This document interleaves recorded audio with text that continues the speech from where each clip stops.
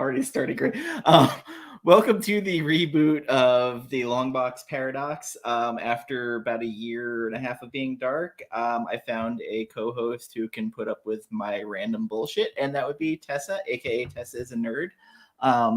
Tell a audience that may not know you a little bit about yourself. Well, I can put up with you for now. We'll see how the first show goes. Maybe I'll tap out real fast. If you're not aware, I go by Tessa is a Nerd on the socials. We're in a comic shop. We currently have 2 locations. So I'm literally a professional nerd. I press and clean comics, do all that jam. I read books. I collect books. Silver Age stuff is my favorite. Joshua Milton is my favorite artist, who I'm absolutely obsessed with. And yeah, I'm pretty active kind of on the internet, so I feel like I probably talk to most people here. Probably. I just figured since maybe people who watch your show who are maybe not familiar, I'm Dan. I work at the most non-comic book thing. I work at a hardware store. I used to work at a comic shop years ago. I'm just a person whose mother indoctrinated them into comics and horror movies at an early age, and it stuck. So I kind of turned my passion into this weird hobby after she passed away as kind of like a loving tribute to her, in the weirdest fucking way. I weirdly have made the transition to mostly new books and digital. So there's certain books I will buy now, but like the books I'm buying are like chasing my youth. So like all Bronze Age stuff or stuff that's not going to be reprinted. Like we've talked about, ROM is my current run I'm working on. Swoon, Sam. So I've run into a little problem now with it. The newsstand versus direct market books. Get them both. So the last issue in particular is higher than any other book in the run except for issue 1. Mm-hmm.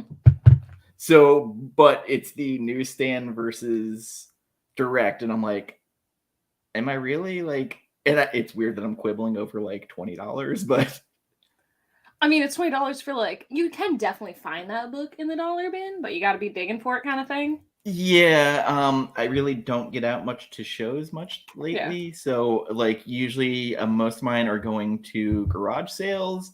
Ooh. And my favorite there is this flea market where the guy doesn't know what the fuck he's got, but he's got 137 long boxes.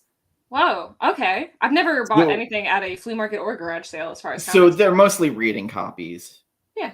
For the most part, but like just sometimes I'll find gold, like the Mike Grell longbow hunters I found sitting in there. Hell yeah. I found a ton of the Green Arrow, Green Lantern, Hard Traveling Hero series with Neil Adams in there and Denny O'Neil, which if anybody hasn't read those, like that is like watershed mark like of the 70s. I don't know when it became the newsstand versus direct thing. Like I know certain books is kind of and weirdly Spider-Man books, which I can go on about current Spider-Man a bit. You did a whole video with a ton of your pickups that had built up, and you had some like Grand Silver Age books among other books in there. So what is your like number 1 that you're collecting now run? I'm so close to filling out my X-Men run. So I'm trying to collect issues 1 through 141, because originally it was the X-Men, and then during the Days of Future Past event with 142, it is renumbered into the Uncanny X-Men. So it's kind of a really easy like thing for me to be like, I have all of the X-Men, which is a really dorky cutoff. But I have almost everything 2 through 50. I'm missing like 5 or 6 issues. Yes, Aquaman is a huge one. That's my main DC. I also grab a lot of Green Lantern stuff to make Corinne jealous. I just really like Carmen Infantino and Gil Kane and all that stuff. Yeah, those are like my number 1s. I have 1 issue left of Silver Surfer I need, but it's Silver Surfer 4, so who knows if or when I'll ever get that one. Is that the Mephisto one? No, that's 3. I have a great copy of 3. Okay, so my ramble about Silver Surfer. Okay, so it's I believe 18 issues. I could be slightly off, but it's a very, very quick run. It's a beautiful, amazing run. Honestly, it is like the epitome of like it is one of the Marvel premiere issues for 1968, and it is the epitome of like just gorgeous late 60s, late Silver Age stuff where it's changing from campy Silver Age into like being like really epic grand tales. And issue 1 is expensive and it's a key because it's like the first Silver Surfer issue, and it is expensive as it should be. Issue 3 is a great cover of Mephisto. It's really dramatic, a good entrance, a great first appearance kind of issue. It's a great cover, it's a key, and it's expensive. That makes sense. Issue 4 is the Thor cover where he's on the bridge. It's an iconic cover. It's more expensive than 1 and 3, possibly 1 and 3 combined. I have a Marvel Giant size that's a reprint of that. Everyone's just obsessed with that cover. That book pisses me off. I should just get a coverless copy. God. I've had a copy of X-Men #1 in my hands before that a UPS driver, when I was with Barnes & Noble, asked me to sell for him. It was about a 1.5. I'll take a 1.5 X-Men 1. I actually am looking at an X-Men 1. I found a copy that I think I might actually get, which is kind of crazy because I didn't think I would ever really get a copy. It's a CBCS 4.0. It's restored, but the CBCS restored labels are really nice. I don't have my restored one behind me. Because the CGC ones are like bright purple and really like obnoxiously like it's restored, which is really good. And CBCS has it basically just look like a normal book, but it will say like right underneath like restored copy and why it's restored. And so there's a 4.0 or 4.5 that looks beautiful. It is restored because someone poorly washed out a water stain, which I could fix. And it's like 1/4 the price of like what that book would usually be, and it's stunning. So like I keep looking at it and being like, I could sell some of my books. But I've also the most I spent on a comic book ever was $400, and the second most I spent on a comic is $200. So like, was that your that X-Men to 4? $8,000 is crazy. Was it my what? I'm sorry? Your X-Men 4 you picked up recently? Oh, I didn't pick it up recently. I picked it up a long time ago. I got that. Oh, I saw you showcasing it. I guess that's what. No, I got that for like $100. Oh. I got a Dead Man for around $200. I got my Aquaman 1 for just under $200. But yeah, my Silver Surfer 1 is actually like the most expensive book I ever bought. So one of the most expensive books I paid, and it irritated the shit out of me because last year I had gotten a nice bonus, and my friend and co-host Gambit, he had one book in his X-Men run that he needed. It was only one book. So it was the first appearance of Dazzler. I think it was 129. I love that book. I have so many copies. I got so mad because it was cheaper to buy it graded than it was to buy it raw. Mm-hmm. And it so upset me because I paid, I think, $250 for it, which honestly, all is things it X-Men considered, Key? What was it graded at? 9.6. Yeah. Oh my god, a dark cover at a 9.6. Like, hell yeah. Yeah, but it was just like the raws were more expensive than the graded, and it irritated me. Yeah. I paid someone to slab this and it cost less. You know? Yes. Yeah. It's weird. That's one of those books like I bought and like begrudgingly. So he's got his entire X-Men run except for Giant Size, of course, and then that's not technically numbered. You're fine. Skip it. That's what I'm doing. And then 94. Ooh, yeah, it's a pricey one. I don't have that one either. Yeah, that's. But I think it's the thing, like when I said when I was going to start collecting Tomb of Dracula, which every issue got way too expensive for me at this point, and you don't find them in dollar bins anymore. Oh my god, never. Number 10, I already knew like wasn't happening, wasn't getting that book. And I knew that going in. I think that's part of it as a collector. You have to know, like, if you want a Hulk run, guess what? 181, probably not happening. 180, probably not happening. 182, maybe not happening. I feel like 180 is more doable, even though there's the whole argument of... We have one in our shop right now. So we have a 181 that's, I think, 12,500, and a 180 that I think is 7,500. And then we have a 182 that we're probably going to send out to get graded, but as it sits raw, unpressed, uncleaned, is probably like $500. Like, Jen has like a crazy book sitting there that it's not hers, it was her former partner's. The first appearance of X-23, the NYX number 3. Oh yeah, I have that. It's in a box, but yeah. Yeah, just Joshua Ross Middleton cover. Just Ross sitting around. It was just like, what do you... Wait, what? She's like, that book has gone down. A little Now's the time to buy that book.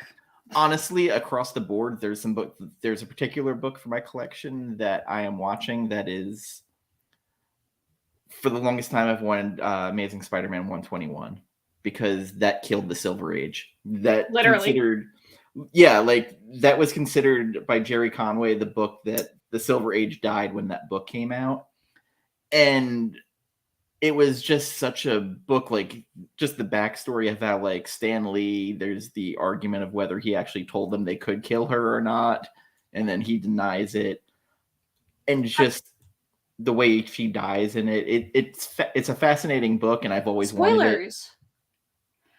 I mean, Amazing Spider-Man 2 kind of gave that away. Have you seen the first time they ever reprinted that book in Marvel Tales, where they put both issues in one? Yes. You see how they misspell her last name on the cover in huge bold letters, like the entire cover is the night Gwen Stacy spelled incorrectly died, and like it's like 1/5 of the cover. So here's the funny thing: they fucked up the George Stacy issue too. When he dies from Dr. Octopus, they fucked that spelling up, and I love errors like that. It's so dumb and irritating. Like, you have to be a real nerd to sit there like myself and just be like, oh man, like how, like what's going on? So they were Dark Horse did the original Alien series. So when they put the omnibuses out, they had lost the rights to them. So they had to change all the names of the characters because they didn't own the rights. So Newt was called like a totally different name. It was the weirdest thing because I'm reading going, that's not her name. What the fuck happening? Is going on? It'd be like the Star Wars ones where like all of a sudden they lost their rights. They're like, oh, that's Ralph Kenobi. Like it was dumb like that. I don't know if NYX is a must-have. I mean, actually, it is technically labeled as a Marvel must-have. They've reprinted it, so legally, I think it is. I think we're going against an actual labeling here. No, I think. Well, I mean, it is a must-have for me because I'm collecting. I'm collecting every Joshua Middleton work, and that is when he does the interiors, which is rare for him, and it's very early Joshua Middleton cover. I don't know. I think now's a great time to pick it up because I think with the future of X-Men, I think there's kind of like not a big chance that they don't use her. Like, I think it would be kind of foolish of them to go back to like the main Claremont team that was so popular in movies because people already have that cast in their head. Like, people already think of all of them. I don't know. I think like they'll want some kind of Wolverine, so I think it's going to be her or, and I always pronounce this wrong, but Dakin, whatever, or maybe both of them. Like, it would be cute to have both of them together. I think they could have them separately. So after watching that Predator Hulu movie Prey, Amber Midthunder, who was in it, I want her to be X-23, like desperately. Interesting. She was so good in Prey, and I feel like she's got the energy to be X-23, kind of like vulnerable but really tough. This is a selfish pick. I would also really like if they had Honey Badger at some point. I really like that Tom Taylor run, and I think she is just she's an adorable character, but you just want her pet Wolverine. I mean, yes, and then that's an excuse to bring in Squirrel Girl. Like, come on, it's amazing. Give me Jonathan, give me Squirrel Girl. Are you talking about how they restore books? Oh, yeah. So restoring books, you can do a plethora of things. There's kind of a debate between restoration and conservation because, so like Staples is kind of like a sticky topic because rust will degrade paper and the book will be no more in many years, but years. It will slowly just kill the book. But unfortunately, that one is still marked as restoration. I don't really believe in that one. I think you should be able to replace Staples, but whatever. But you can re-gloss comics, which is like basically bringing back a shine to them. You can, if you have like a black cover and you have like all those little ticks in them, or it's like really sun faded, you can do color touch. And they're all in like a ray of professionalism because sometimes it's like really cruelly. So if I just like, if this cover wasn't in great condition to me, I could just color it in with Sharpie and it'd be considered restoration. Or if you can take it to get professionally done and someone would do it very well with actual like archival things and put it together. You can leave cast books together if they're missing pieces. It's a whole thing. There's a lot of money in it. I just need Mark Jewelers coupons. Lots of them.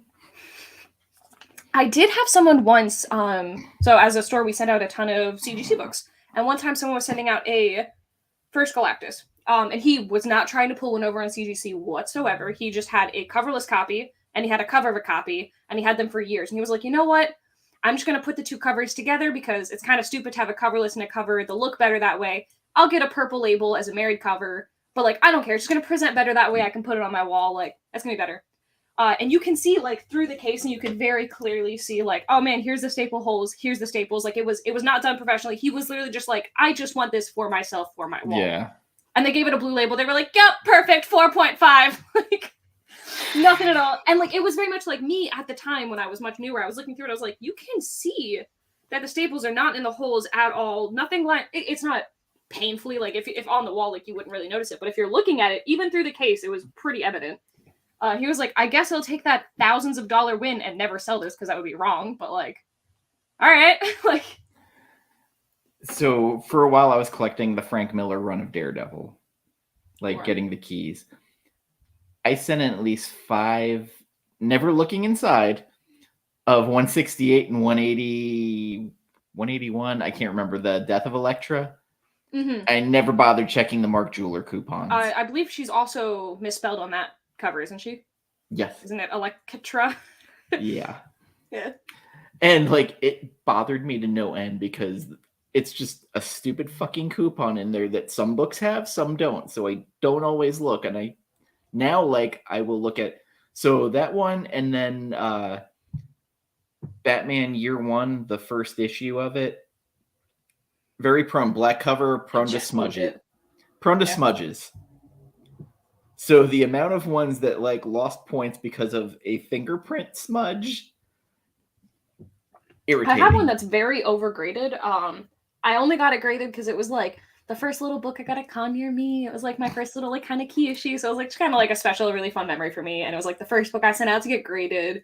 And myself at the time, like 6 years ago or whatever, and I didn't know as much. And the owner of shop looked at it and we were like, yeah, we probably think this is an 8. On a real lucky day, maybe an 8.5. It's either a 9.4 or 9.6. I forget, but it's like extremely overgraded. You look through, you see it's all like kind of wrinkled. It's like, all right. Hi, Sheena. Hi, Sheena. Thank you. Happy birthday, Dan! Yeah. Yeah, everyone should please spam the chat with happy birthday for Dan. I'm a sucker for a 9.8. It's so hard to get those. That's why you're a dick. I know you're trolling here. No, he's not. He reads with gloves. I'm not kidding. We've done many Skype calls where he reads books. He does this on Instagram. He does it everywhere. You can see it. He reads all of his books with a glove on. He did get fingerprints on stuff or whatever. He's got these big sweaty man hands. So he reads with gloves on. Ryan, I'm just putting it out there. I need you and John on to come on for the comics we love because we need to talk about The Last God by Philip Kennedy Johnson, Riccardo Federici. Literally, probably one of my favorite artists right now. His run with Philip Kennedy Johnson on Action Comics was so good. That's literally what I read! Oh my god, so that's such a great headway! I was reading it a while ago, after the first arc or so, and then I was like, Philip Kennedy Johnson has made me fall in love with Superman. Like, I mean, I was not a Superman hater whatsoever, but he's made me, like, want to consume more content. I've been dragging Ryan into watching more of the old Superman movies with me and stuff. Which, by the way, 3 gets way too much hate. 3 gets way too much hate. I'm not saying it's amazing. Yeah, I had a fun time. I wasn't bored. That's better than a lot of movies of that era. Like, I had a good time. I don't know. That's all I'm looking for like an old Superman movie, I guess. Obviously, it's not nearly as good as 1 or 2. But yeah, I was reading the Philip Kennedy Johnson run because I'm trying to catch up on all my Superman stuff and then all my Batman stuff, and I'm almost there. But yeah, God, the Action Comics run, he's so good at creating just it started slow. Creatures. I'm down for that. I'm down for a story to build. So I'm very excited about the Joshua Williamson, Jamal Campbell run of Superman coming up because for 100%, I think Jamal Campbell is one of the hottest artists that people aren't following. His work on Naomi and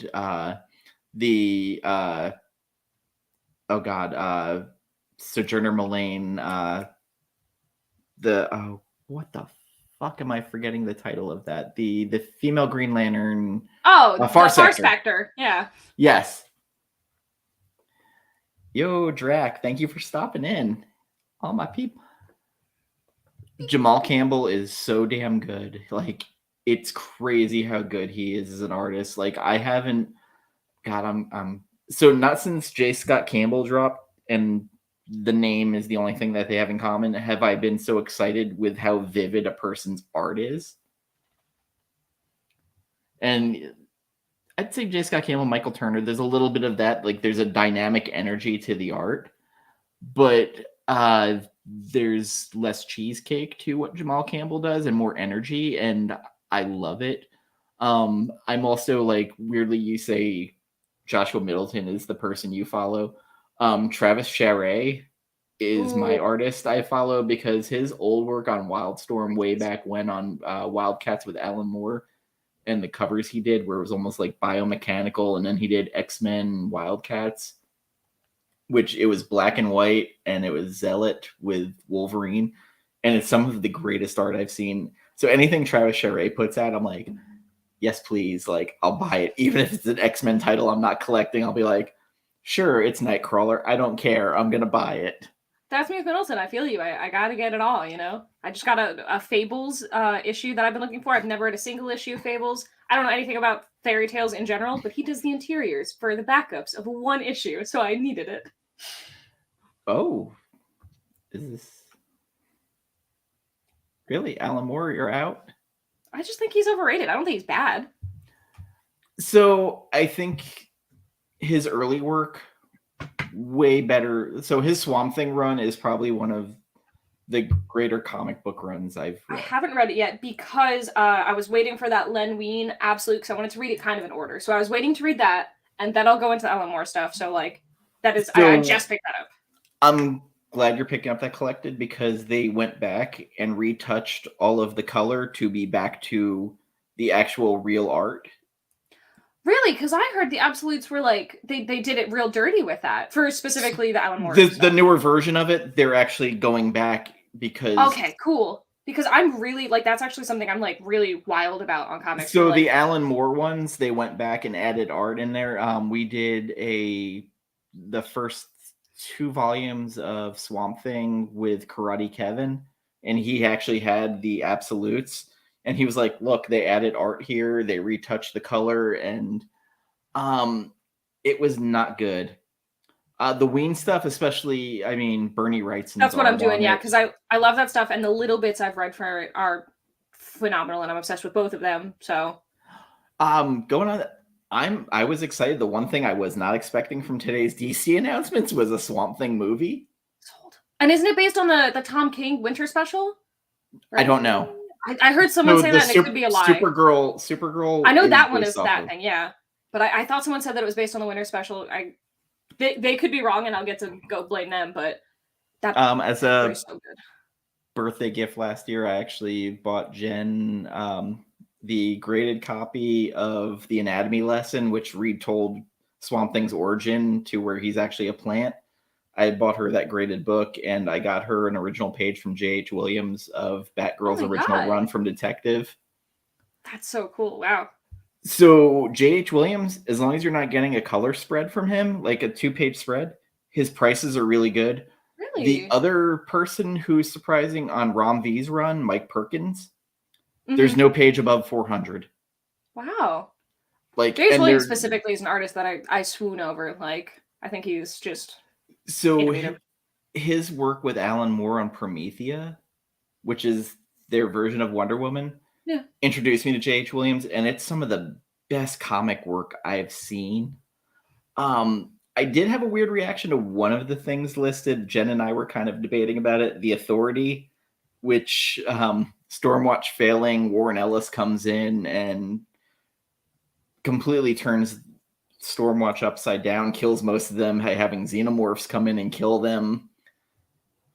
Makes the Authority, and the Authority are feel like a Zack Snyder kind of property to bring in. But as Jen said, the gayest tough guy ever in Midnighter will be coming I'm to the DC obsessed with universe. Midnighter. I'm obsessed with Midnighter. He was one of the first things that got me into comics. Oh man. So we got to interview Steve Orlando, and we talked about Those his are my first run. comics. Ah. We talked about his run on JLA and Midnighter, and he talked about how Midnighter failed miserably, Yeah, and they'll never ask him to write it again. But I that was was like, one of my like first real con when I went to New York Comic Con 2016. I met Adam Hughes, who I was very new into comics, so I was like, oh, he's writing this Betty and Veronica series I'm really liking. So I didn't really know him. I went to go meet David Peterson, who does Mouse Guard, and then I went to go meet Steve Orlando. And to Steve Orlando, I just gushed. I was like, I love this book so much. Thank you so much. I love Midnighter. I've never heard of Midnighter before. And he's just like, you are the only person who has ever said this to me ever. so we talked to him for a good 3 hours.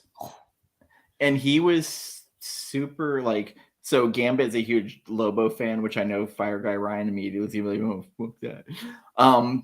But he was like, man, I love that you had Lobo. And he's like, yeah, DC forced me to have him in the group. And right away you see Gambit, like, oh. But like, he was so open about everything about like what went on behind the scenes that it was so cool. And then we started talking about bad movies, and he started talking about The Shadow with Alec Baldwin, and he was like, it's the horniest movie I've ever watched. But yeah, like it was a really cool discussion, and I basically buy everything by Steve Orlando since, because he was just so fun and, you know, giving us his time for, you know, basically three schmucks sitting around that like really have no following. That's immediately how actually Tyler Boss won me over, who's done like Four Kids Who Walk in the Bank and What's the Furthest Place from Here. I just had like such a memorable experience hanging out with him at New York Comic Con this last year that it was just like, well, I'm sold forever. Anything you put out, I'm buying. I'm buying all the copies of. I'm buying every cover. You just have won me over by being a truly delightful human being. Like, sold. I got introduced to his art. Oh God, what was the book? He was doing the covers for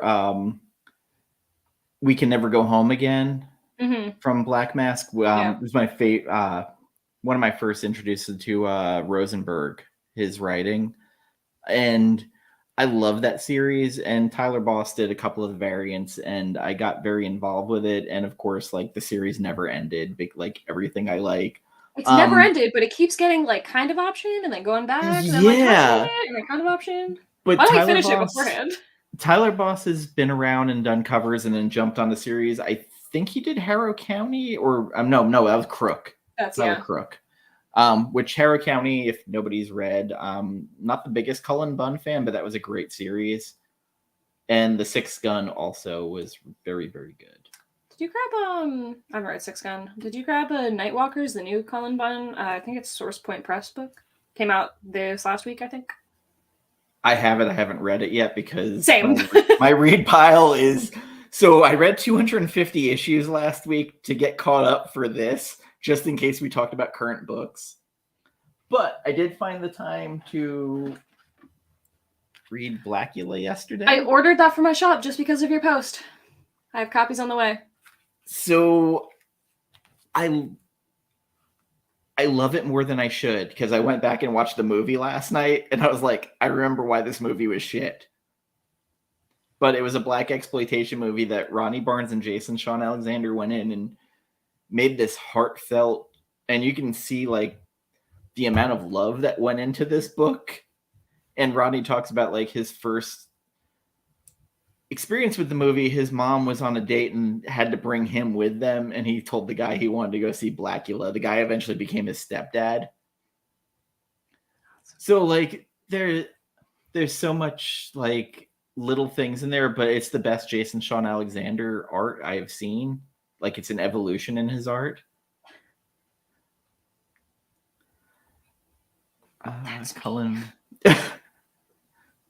Cullen Bunn only backs about 500. Yeah, that is absolutely accurate. I feel sentence of him. So, I mean, I've been on note about hating Tom King's Batman. Like, only one of my favorite books ever, my absolute comfort read. I'm going to binge everything right now since I just got Killing Time and I want to finish it all. So, I've loved Human Target. Oh my God. I think that might be one of my favorite books when it's over. So, I'm in the weird thing of like, when there's characters that haven't been gone into depth of like their character, like these breaking them down things, like So like Miracle Man, nobody ever really talked about Mr. Miracle Miracle? Man. Or Mr. Miracle, sorry. Yeah. So like it's a character nobody really ever dealt with much. Loved it. Vision, loved it. I'm kind of obsessed with Um Carmen Infantino, actually, so I already really liked Human Target. He had a TV show yeah, I'm just saying that like nobody watched. at least this weird like character breakdown of him where you're getting inside their head. With Batman, I don't think I needed it. It just started to get a little redundant. Although like the Batman Catwoman series, I liked way more than I like the actual Batman series. I was waiting for the hardcover, so I haven't read that or Killing Time yet. I'm going to be reading it all together. Batman Annual 2 is one of my favorite comics of all time. I keep extra And copies of it. So I I can keep really it love the one shot that he did for the Riddler, One Bad Day. Yeah. I know it was supposed to be very close to The Killing Joke, but like, I feel like it was just better. so close. I mean, it was definitely, leagues above. But like, I was almost hindered by the knowledge of The Killing Joke, so I almost wish I could view it with fresh eyes, having never read that book, and I would love to like see what someone who has never read that would think of it. And again, I think Batman in general, like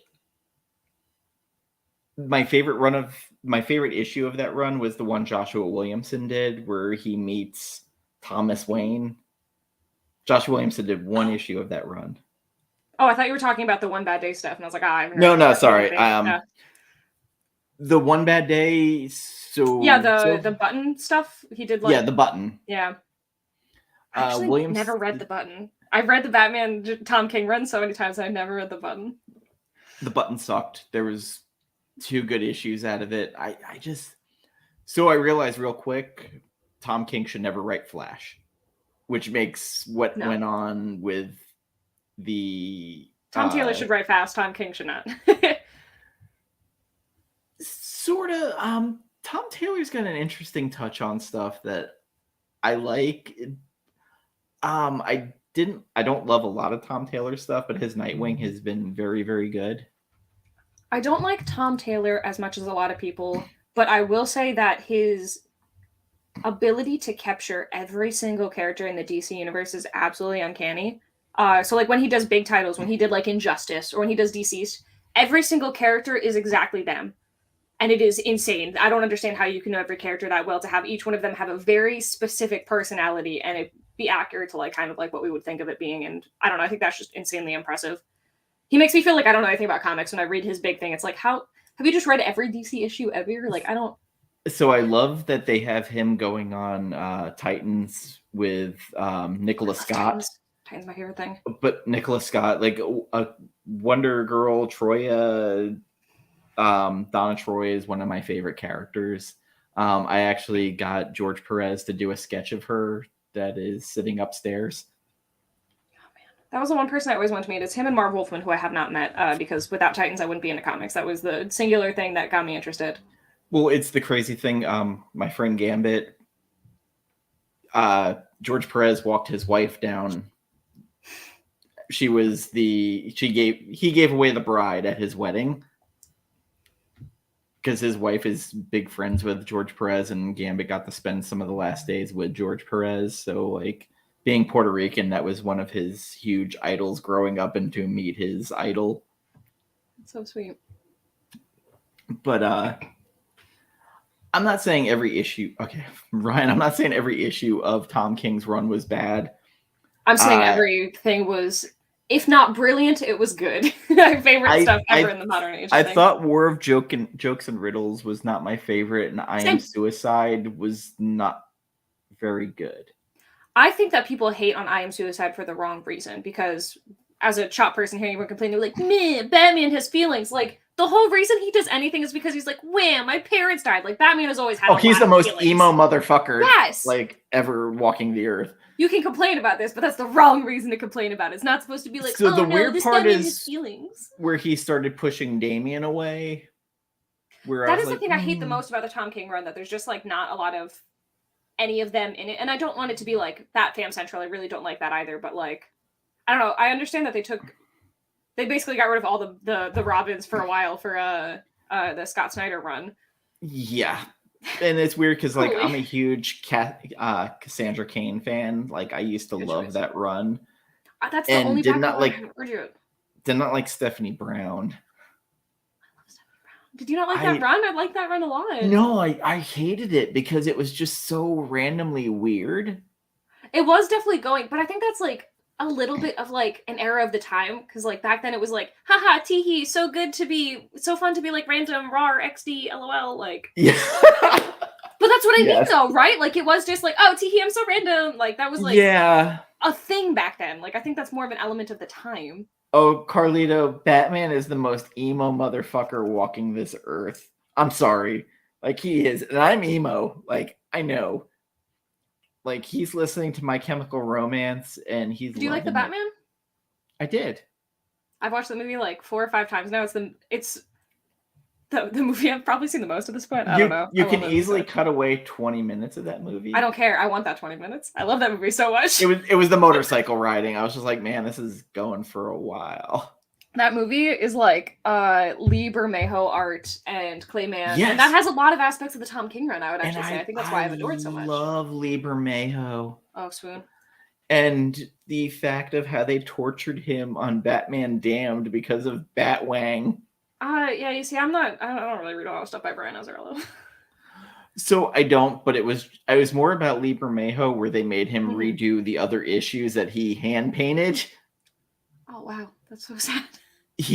So the second issue there was something with Harley Quinn, and they were like, well, I didn't realize he after actually painted it. Yes, he hand draws and then paints his Well, work. yeah, I know that, but I know that they were going to do something with Harley Quinn and she was going to be naked or whatever, but like, and I knew they didn't do it, but I didn't realize it was like already partially created. Like, all 4 issues were done. I thought it was So they had to push it back or something. Like, oh my god. So basically, like they were gonna show like her nipples. How dare she as a woman have nipples? It's an adult-only title, which they put squarely on the cover. But guys, nerds are immature, and now we're all about the Wayne Wang, the Batawang. So weirdly, like I just remember, like my friend Sid, who did our Dune show, she goes, "Are you telling me Batman's dick is out in shadow? I gotta have that shit." And I was like, "Uh-oh, this is a bad sign." And then like I started looking on eBay, I was like, "Holy fuck!" Oh man, yeah. Okay, I can easiest book to get a 9.9. I can lenticular covers though. I'm sorry, what was that? Yeah, I did get a 10.0 on the Moon Knight Sienkiewicz lenticular. Ooh. All right, can Sienkiewicz I collect crazy. Like, good choice. Can I go on a slight tangent to spill some tea on a customer back when that Damned book came out? Sure. Okay, so someone I'm gonna try to be a little vague here, so anyone watching this isn't, but he is a very Christian and Christian oriented like values person, and he was like big Batman fan, so he had this book on his pull list as soon as it was announced, like months and months and months before we ordered, and so we ordered a copy for him. We had it set aside. Hey! And he was like, that morning on, he was like, "Hey guys, I'm so sorry to do this to you. I really don't want to flake on an order, but I saw that that they show some a bit of Batman in there." Yeah, and he was like, I really just don't feel like as my values as a Christian, I really don't feel like I can pick this up, and it really makes me uncomfortable, and I'm sorry to put you through it, but like, I know it's only a few dollars, but is it okay if I just don't pick it up? And we were like, oh my god, dude, yeah, like it's fine. Like we're not trying to like encroach on your religion to buy one book. Like this isn't you flaking on us. This is you, disagreeing with something morally. Totally fine. And it was going for, I believe, $40 when he said no. So I was like, we're like, cool, we're just gonna put this online. That's fine. People were asking about it online, so that's sick. We'll go put it, undercut other people, and it sold immediately. Like 7 hours later, he messaged us and he was like, "Hey guys, I saw that book's going for like $50. Can I still get it?" Like, I'm sorry. That's okay for your religion. Like, it's not comfortable to go buy it, but if you're gonna go make $50, then it's okay to go against your religion. I got $80 off of Batman's dick. I waited. I was like, it hit a certain value. I was like, well, I gotta sell it now. Gambit, we were talking about your X-Men collecting earlier, and also your George Perez wedding story. So, like, I think you did mention that to me the last time we were on a live, so it's very interesting that we've circled back to that one. Yeah, but you're in the chat, so I thought I'd bring it up. Weirdly enough, he's a huge Lobo fan, and That is I weird. managed to find him a page by Phil Jimenez, of all people, who did Lobo early on in his career. And Phil Jimenez is a huge fan of George Perez. Like, basically his whole work is based off of that. And I was like, Puerto Rican fan of, so like there was a little bit of synergy. Gambit just got to do the store exclusive cover for Coins of Judas. Wow. That came out from Image. So it's cool that he got to do an Image book now after doing Chaos sketch cards and stuff over the past awesome. couple of years. Got $800 off of the bat. Beep, beep. 800? 800. That's Gonna flip a few. It's a lot of dick. That's like $800 $100 worth of wang. $100 an inch. Oh, I thought Coins of Judas was Image. Well, I guess I'm wrong. But still, I mean, cool that you got to do an exclusive cover for your local store. Yeah, still, we're like, yes, you're doing covers. Amazing. Like, especially Band of Bards.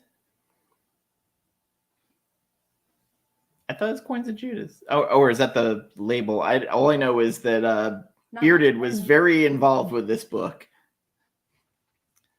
Which Bearded is doing an interview with a Superman writer pretty soon. I cannot remember the name of the... Alex Segura. Mark Russell? Isn't he doing Mark Russell? Yes, Mark Russell. That was it. Oh my god, Mark Russell is one of the best writers on the planet. Come at me. I'm not that familiar with his writing, to be honest. Man. Hold on. I'm gonna pull up a little list here because it's like I don't think there's ever been. He's not my absolute favorite, because I got a few, but he's definitely like a top fiver for me. Is Wikipedia actually gonna be nice to me? We'll find out. Probably not. So I read a book that hurt me in my heart and I loved. Bliss. I think it was Sean Lewis. Holy crap. If you have daddy issues, this is the book to read. Like, Jen and I were reading it during COVID, and I just remember by the time it hit the last issue, like, I was almost in tears. Such a great thing. Also, weirdly, another series that I'm recollecting everything on, almost all graded, is Squadron Supreme. All right. I am under the belief that had Watchmen never came out, this would have been way bigger. Yeah. I love that series. Okay, so circling back, Mark Russell has done that Flintstones run that was really popular. Currently doing some of the Billionaire Island stuff. Awesome. Prez, one of the best New 52 titles that didn't get finished until a random Arcade Calvin election night. That was a weird one because... He's weird. Well, no. Also, like, the New 52 had issues galore because they tried to bring in bigger writers. So that writer I recommended to you, China Miaville, he was supposed to do Dial H for Hero. And then they fucked with him and they were like, hey, so, I don't know, we're rethinking it. So maybe we'll give you 2 issues to start it off. And I'm at the Sci-Fi Writers Award show, and because I was working at Barnes & Noble at the time, and they were in Cocoa Beach over here doing it. So I was working the show, and he was like telling me about how dicky DC was with this. It doesn't surprise me, I guess. That's sad. Yeah. But again, they're like New 52 had so many issues. I mean, George Perez was dicked around, Grant Morrison was dicked around. That whole Superman run was a disaster. Yeah, so I'm trying to read every book our store has, and I'm getting through that rough. But hold on, Fantastic Four Life Story, one story, fantastic, amazing. Go check it out. Not All Robots, fantastic, amazing story, one of my best ones, one of my favorite ones of last year, awesome. He did a Swamp Thing story. He did New Roots. Superman Space Age. He's currently doing. I'm honestly just waiting until that's finished. Second Coming, which was that book that was supposed to go through DC, and then they were like, religion, maybe we shouldn't do a parody of Jesus. So that's done by, I believe, Ahoy now. He did some Red Sonja, which I have not read. Future State, Superman versus Imperious Lex was great. 1 star. Squadron, the like comedy 60s Yes. thingy. That was fun. My Bad. Also by he's doing a lot of like the really good Ahoy stuff. The Snagglepuss Chronicles, which was apparently very divisive. Yes, because it went into Snagglepuss's sexuality heavily. Hell yeah, that doesn't surprise me at all. No. But everything he writes is like, I don't think anyone would call it bad. I think anything just goes like pretty hard, so like maybe you would not like it because of sexuality or something. But like, Which is weird because comic fans always complain about wanting something different, and then they get something different, and they're like, "This isn't my Batman." I don't know, man. Like, because I remember Hickman, his run on Fantastic Four was so derided. Like, people hated it because it was so weird. And then, like, he left it and they're like, well, this is kind of normal. Yeah, people have told me to read the Hickman run. Like, I have. It's a fun run. I think maybe I'm like medium on Hickman. Because everything I've read of his, I think I'm sure like, yeah, that's a comic. That's all right. 6 out of 10. East of West, I love. Black Monday Murders, I love. You got to be in for the long run. So, Gambit is editing Chicacabra book 2. Chicacabra was actually one of my favorite books that we did for book club because it was a true indie and it was like had a lot of emotion, dealt with a lot of like family tragedy, and apparently that's my jam because like I loved it because Jen and I were both like, we fucking love this book, and the artist writer was actually in our chat during it. And he's like, you guys are talking too nice about this. I literally made nothing off of this book, which was depressing. Boom. Weirdly, Boom is a great company to work for, but not a great company to make money off of. Yeah. Unless you're James Tynion. Yeah, I don't know if you saw it, but I don't know if his name, Declan Shalevy, the guy who did Old Dog. Yeah. Yes. He's made more money on Old Dog than he has any other comic just because of like how it was done, and it was pretty much just him. I'm like, all right, cool. He's made more than that than any other book he's ever done ever by a lot. So it's just like kind of weird how the industry works like that. Very much so. There's also like a weird book. Was it Rabbit Eyes or whatever? Or oh yeah, the one that had to Dead Rabbit, and then it had to get changed because of like it's one of the books I like, but then I'm like, it's so chopped up in between titles. Like, although I said this about Avatar, like after 10 years, no one's gonna fucking care, and then it makes $1 billion. And we're talking about Avatar, like the James Cameron movie? Yeah. But I was saying, like, section of Disney World devoted to it? Well, I mean, if you take that out of it. Billions of dollars poured into that with, like, 2 high-end rides and a whole, like... I live close to Disney World. I never fucking go there because I can't deal with lines. Just don't go on lines. You can pay $15 to not go on the lines. I'm 40 minutes away. Oh man, I feel like I would go there all the time if I was 40 minutes away. So where I live, like every time a shuttle or rocket goes off, my house rocks. That's pretty cool, actually. I'm a big space nerd, fun fact. That would be like my number 2 interest after comics. So it's interesting, but at the same time, like 1 a.m, you're just like, why is this going off? Oh yeah, my best friend lives like basically on top of train tracks. So whenever we like get pizza and it's like 11 o'clock at night and the train track goes by, she's like the whole apartment building just starts shaking and rattling. So Ryan has been very involved with our group chat for movies. So we're doing this show on John's channel Friday night with the movies of Michael Mann. And I've never watched a series of movies that are 2 hours but feel like they're 5 fucking hours.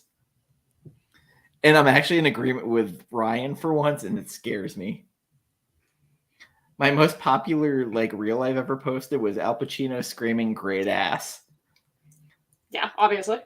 But Ryan and I both were commenting how the fuck can you act against someone like that in a scene who's screaming "great ass" in your face? I don't know. I feel like just the red flag is agreeing with Ryan on anything main media, you know, specifically movies. And also I had to tell Carlito that I had you watch Never Hike Alone, and you were like, "This is the best Friday the 13th movie," and it's so weird that this is the best. I said it's definitely as good as other ones, but probably the best. Yeah, I feel At like least I in have the last a special, 20 years, it's the best that I've seen. I have a like soft spot for Friday 13th, and I know Ryan here is like, no, they're all bad. They're all bad. But I had like a soft spot because he doesn't like camp slasher movies, and I do. I think they're like great, like drinking with friends, eating popcorn kind of movies, like, you know. There's a time and a place for it. Yeah, and I kind of adore them, and I have a lot of like fond memories of like some of the early ones because I watched them as a kid, and like as a child, it's spooky. And so like I don't know, I feel like I should rewatch them so I can be like, yes, this is the best. But I feel like if I rewatch them, maybe I won't have that endearment and like that cute nostalgia I have with it. So I don't know. Well, like I think Scream kind of brought back a little bit of that. And then like Scream 5, which I had you watch, where elevated horror became a thing. I'm definitely not going to watch the sixth one because I'm rioting. I'm rebelling. I'm hoping. So I keep hearing this rumor that oh god, what was his name? The one who played Stu Macher. He's Ryan, not Ryan Phillippe. I wouldn't know his actor name. I'm bad at that. So the guy who played Stu in the first one is coming back in this movie. He never died in the first. While that would be cute, I don't know if they're not gonna pay the main chick here money to be in it. I don't know. Bad taste in my mouth. I felt like her story was done though. They should have just killed her off then. Just kill her. It's a horror movies. Like I think the worst part is part 5 was okay. I don't know. I had a good time actually. Yeah. I mean, like you were kind of sick watching it. You know, yeah, it was definitely the highlight of being sick. So, did you ever watch Buffy the Vampire Slayer or Angel? Yes.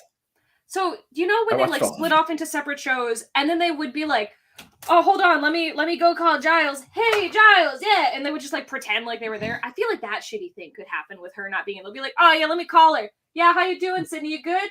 Oh yeah, that's great. All right, are they gonna have a puppet version of her? Oh, Puppet Angel. That was a great. I mean, they did in Army of Darkness, the Ash versus the Evil Dead. They had Ashy Slashy, a stuffed animal of him. It's true, they did. And he was like horny as fuck. I hope so. He literally was. He was like, "Hey, baby, pull my string." That just sounds like Ash. Yeah, like it was such a good series. No. You just want me to talk about the ending of Sleepaway Camp, and I'm not going to do it. Sleepaway Camp had an ending that will never be rivaled. Have I seen Sleepaway Camp? Oh, I think I did. Oh, I think I never saw the ending of it. So my mom, when I was a little kid, she still does this. She watches movies, and she'll just jump in like 30 minutes, an hour in, and then she'll like find something that looks more interesting, and she'll just leave it. So I when I was a kid, I saw like clips of stuff all the time, and so that's why like all the movies are like blended together in my head. Like Halloween movies are not separated very well in my brain at all. And so I definitely saw parts of this because I'm looking at stills and like, oh yeah, I've definitely seen parts of this. I don't think I ever saw the ending. I don't know if I saw the beginning. Probably it's a girl with a dick. That's the end. Hell yeah! Screaming while holding a head. Oh no, maybe I did see this one. I don't know. I'll have to watch it again. It's fine. Oh no, I have to go watch a campy little slasher movie. How awful. It's on YouTube, the entire movie. Oh man, do you know what the box office for that movie was? Okay, so I'll tell you the budget.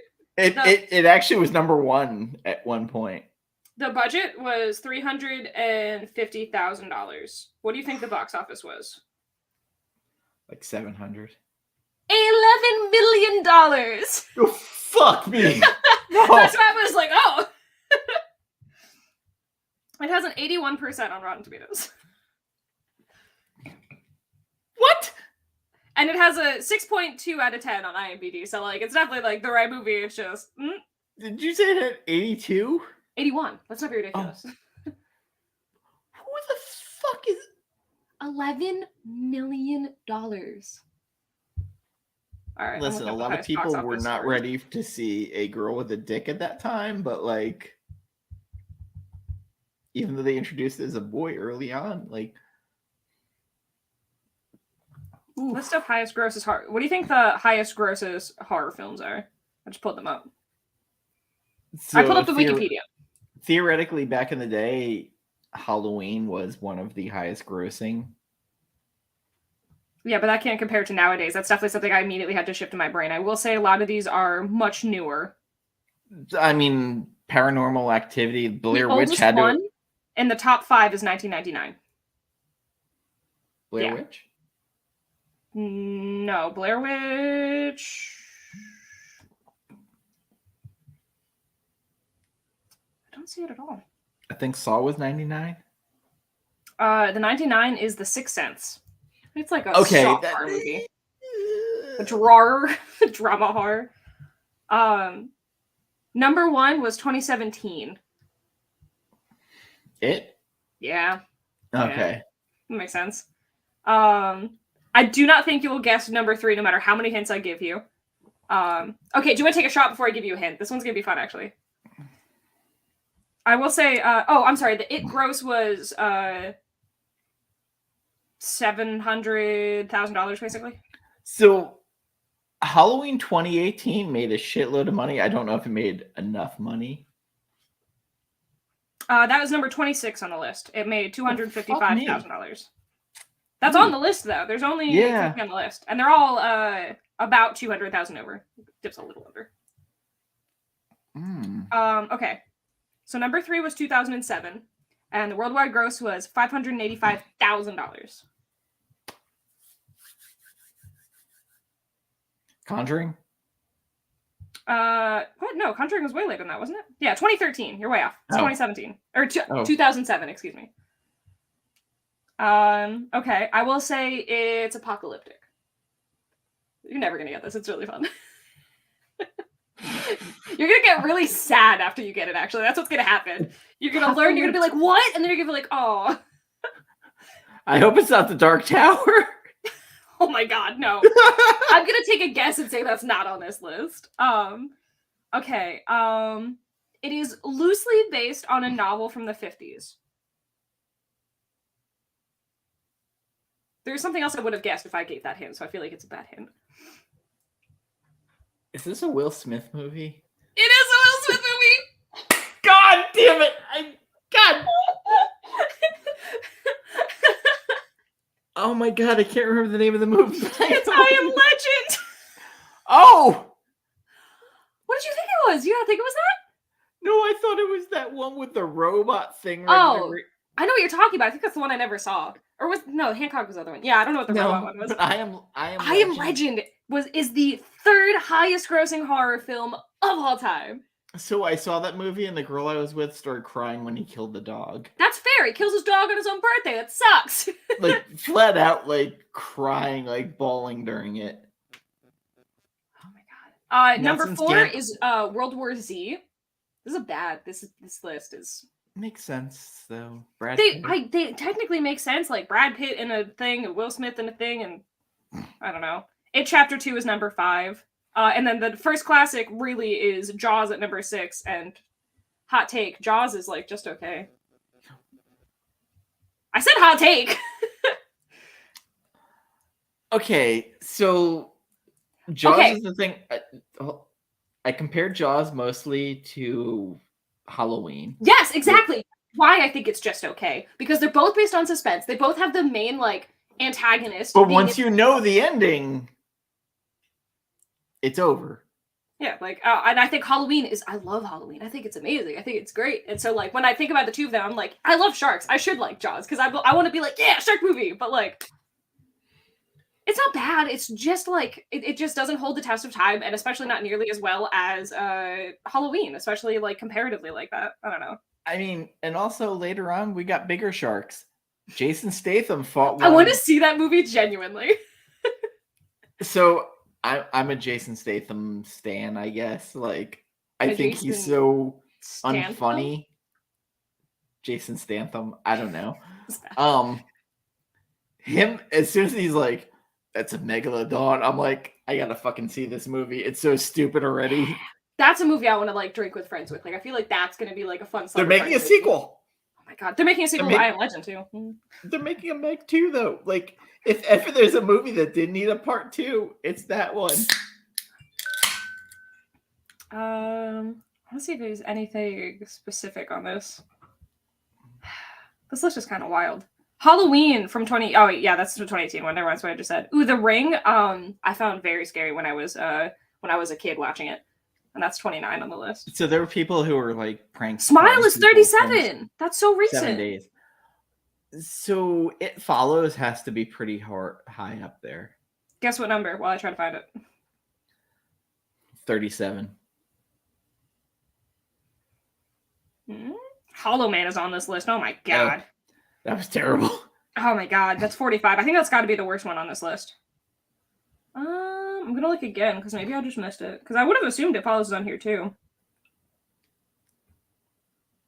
I don't think I heard of It Follows until it was like at least 2 years later. So the movie I hated was the one with Megan Fox, Jennifer's Body.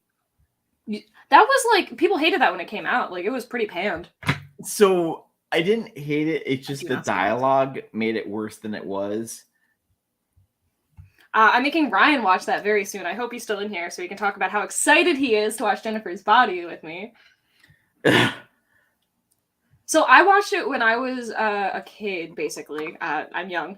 When it came out, and I saw it. I think I saw it at a midnight release, and I thought it was like pretty cool, but everyone hated it. So I was like, oh, I guess it's a bad movie. But now people are like going back to it. So yeah, it's weird that people love it now. But I just remember like that writer, I couldn't stand her writing. Like even the movie with Elliot Page with Michael Cera that she wrote, I couldn't stand.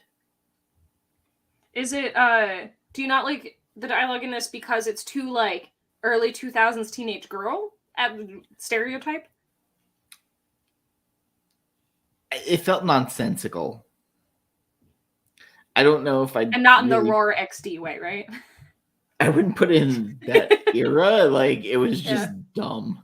Well, I guess I'll find out soon and get back to you.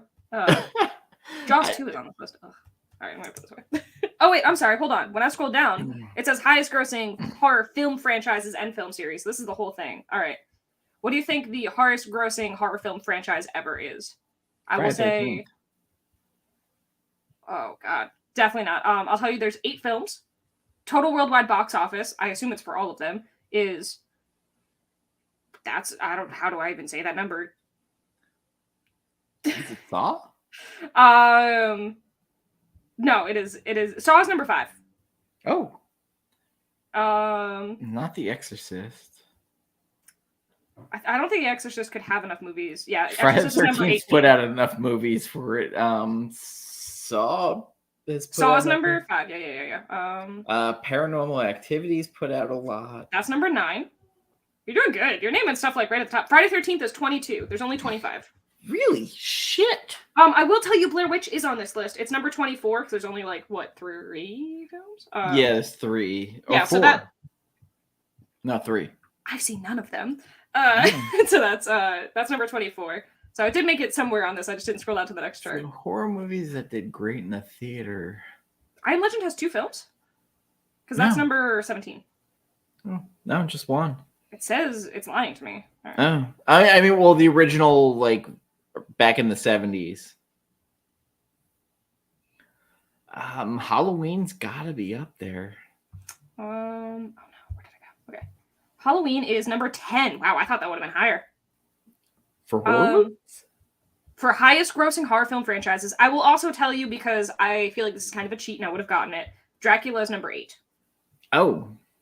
Which makes sense, but I just never would have thought of it, so. God. The Wolfman? No, that's the only, like, very classic figure. That's why I said that one, so it's different. The Mummy? No, there's like no more of those boys. No more Universal. Okay. Well, no, like those Brandon Fraser the Mummy movies. Love that. Swoon. Yeah, like those probably would have made a shitload of money if they were considered horror. Yeah. Nightmare on Elm Street. Yeah, fuck. Oh, Nightmare on Elm Street is number 19. Ooh. Lower than a lot of things. Wouldn't be Hellraiser. Fuck. I'll also tell you that Alien is number 2. Terminator. Not on the list. I assume that's going to be under action. Jaws is number 11. Dumb. I'm all for this answer. That's 5. Oh. All right, number 1 was the Conjuring universe. Fuck. The highest grossing film in that was The Nun. Which was the worst. At least that I saw, yeah. The Vampire Chronicles is number 25. Oh, like the Anne Rice stuff. So weirdly, like, so I was just watching Collateral the other night with Tom Cruise in it. And all of his offbeat stuff, I really like more than all his mainstream stuff. Like, Interview with the Vampire, him as Lestat, I thought was entertaining as fuck. I've watched the movie many times.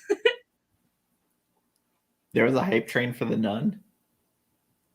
Yeah, there was, because it was like in the Conjuring universe. People were like, "Oh yeah, dude, the next one," and like, I don't watch many trailers, but I believe I remember seeing one for that, and I was like, "Oh, this could be cool," because like, religion horror is already a thing, and you know, Collateral. All right, one more. What do you think the highest grossing film for last year was? I have it for every year, which is interesting. I mean, so the highest horror or just in general? Horror, just horror, yeah.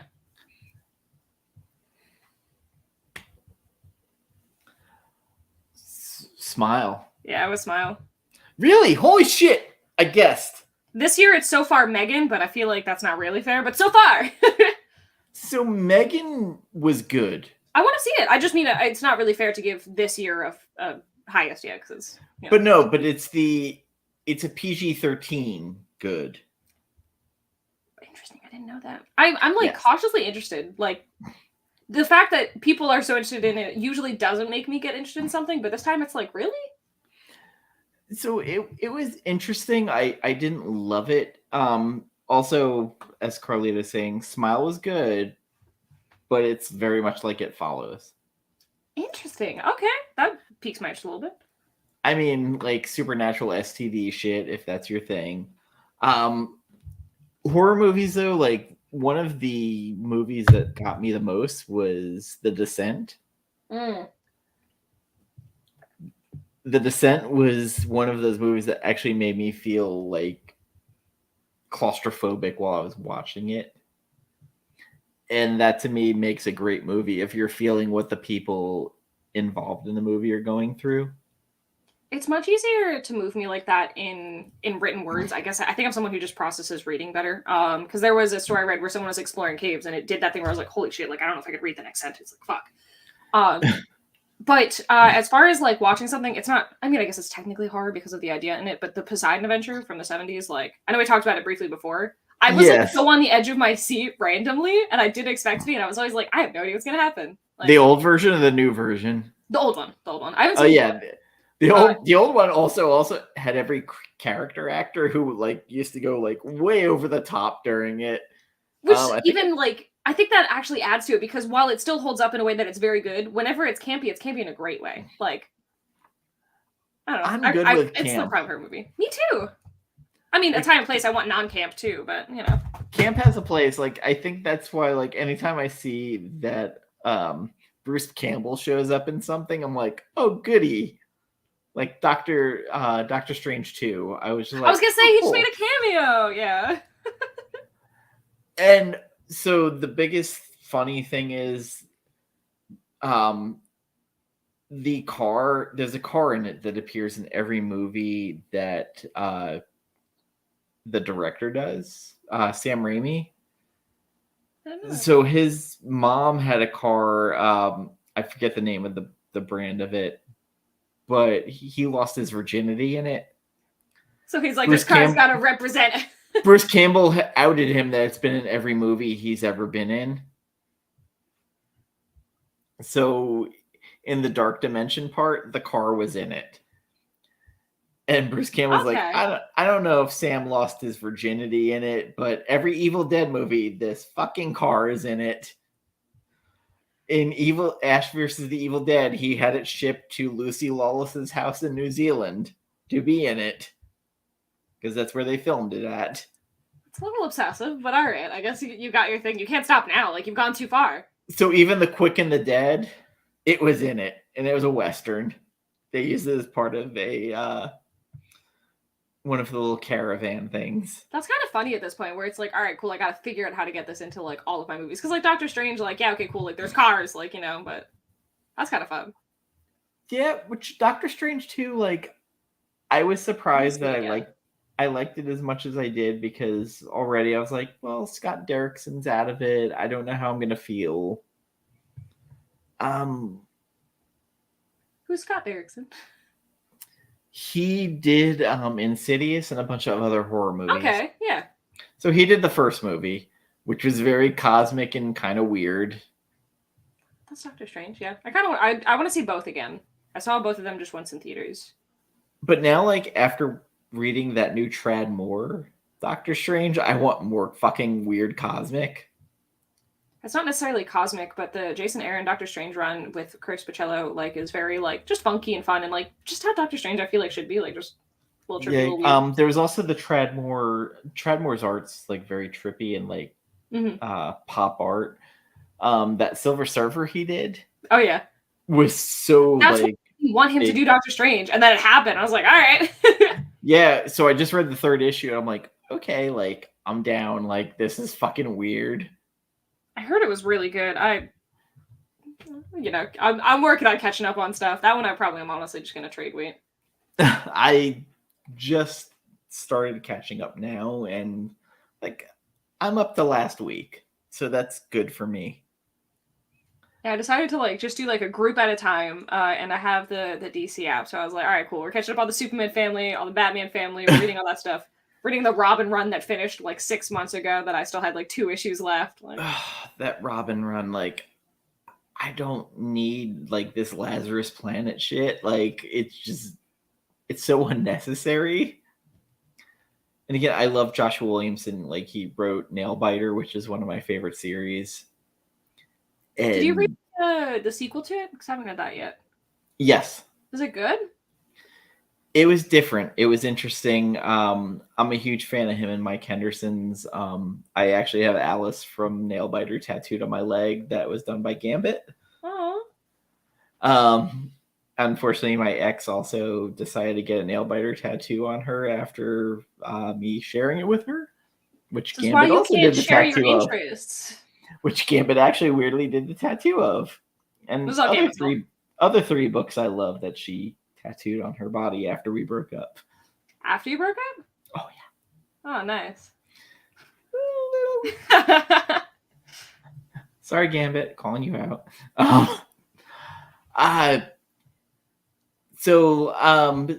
Clearly horror is more of my jam. I've been really reading the Image Creepshow book.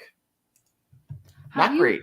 Not bad, though. Vault at all? Like Vault comics? Because I'm so into them. I'm really liking the Nightfall thing. I almost said Door by Door, but I haven't read that yet. But Nightfall, I'm really into, and the second issue just came out. I don't. Think I've only read one that issue's yet. come out. I definitely suggest checking it out. It's kind of like an anthology book, but actually good. Did you read Autumnal? Yes, loved Chris it. Sheehan, yeah, did the art on that, and he does one of the. Actually, it might be a they. They did one of the stories in there, and like they do like little Easter eggs back to Autumnal, and like it's so good. I'm just really into Vault. I think they're like my favorite studio right now. Like, so I love the book about the Valkyries. Oh god, shit! What the fuck was the name of that Vault book? It was Norse related, and it was all the Valkyries. Google, help me. Yeah. I'm trying to read all of their books. Oh wait, are you talking Sarah? Or Heathen? Sarah or Heathen are the only two. Heathen. Oh, cool. I don't need to go look stuff up. All right, love it. That was really good. And then I just started. I don't think it's Vault, but Vineyard. Oh yeah, that's Aftershock. Aftershock, which I really liked. That is solid horror. Aftershock, I really loved Animosity. It's one of my favorite like books, honestly. But now I'm not buying Aftershock books because they decided not to pay their creators anymore. So I'm kind of not ordering them for the store anymore. Yeah, which is weird because I just remember, Gail Simone really pushing them. So They were good in the beginning. I really liked them in the beginning. I was grabbing other stuff and Valiant also has a bad habit of not paying their creators. Really? Yes. Boom as well has a bad habit of that too, but not cool. as Everyone bad sucks. as Aftershock. Huh? Cool. Everyone sucks. We should just start our own publication company. And then Marvel, everybody just uses now to go to do their independent books. Yeah. Marvel is, you're not going to make much money, but we'll pay you. But if we use your stuff in anything else, we're not going to pay you. Yeah. Unless we contract you to specifically make it. I have to use the restroom real fast, so I will be right back. Oh my goodness, cool. I get to run the show by myself. All right. Okay. We're going to talk about horror movies. Let's go. Okay. So, I'll open up the chat for everyone. So tell me your favorite horror movies, and I'll tell you what I think of them. I'm going to tell you that Scream, one of my all-time favorite franchises. Absolutely obsessed. 2 is one of my favorite movies. 1, also excellent. Halloween, I think I saw the Rob Zombie stuff when it came out, but I don't really remember. So I definitely want to go back and rewatch that. Somebody wants to discuss Halloween and, watch that with me. I am very down. Conjuring is good. I don't really think it's as good as people hype it up to, but I think it's really hard for things to be as good as they are when they're like so hyped up. Like nothing can live up to immense hype. But I'm actually also one of the few people who liked the Annabelle movie. But yeah, it was definitely like much more scary than I think the average horror movie. So that sells me. Hi. Concept of Annabelle was better than the actual movie of Annabelle. The what was better? The concept of Annabelle was better than the actual movie of Annabelle. I have a friend who is terrified of Annabelle, that doll. But when you see the actual real Annabelle, where it's a Raggedy Ann, yeah. Like, I mean, the movie made me jump. So if a scary movie can make me jump without it being like a horribly cheap, like the door opened, then like sold, like that's it. I won't say it's like great or amazing, but it was so much better than I would have expected it to be. So Scream is diminishing, like, reward of watching. Like, the first one was really good. Second one was okay. Third one, in my opinion, was horrible. Fourth one, really good because Emma Roberts acts the shit out of that movie. Emma Roberts. And the Culkin brother who's in it.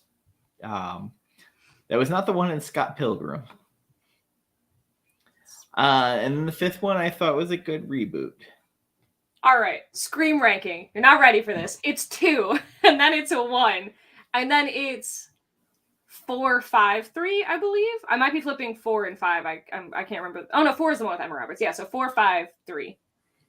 But 5 and 4, like honestly, like you can make arguments. I should probably rewatch them.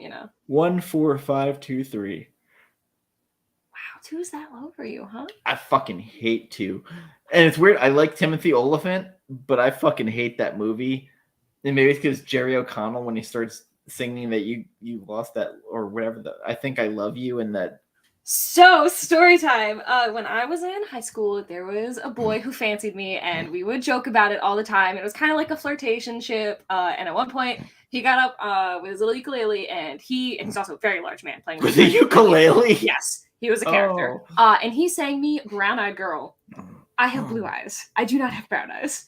So I tried to serenade me with a song that doesn't work in any way, shape, or form for me. So I think that's why I saw the bit and I was like, hey, yeah, all right, I get that, okay. Yeah, I would do The Cure's Love Cats. Don't do it. No, I'm not gonna. Never ever would I serenade any girl. I would find it very funny now. I would be like, all right, sold. If you're willing to do that, and that means you're gonna do some fun stuff, But Scream 3 by far is my least favorite of all of them. I don't think I hate any Scream movie. I don't think any of them are even negative for me, just because like I like it, but I should probably watch 3 again.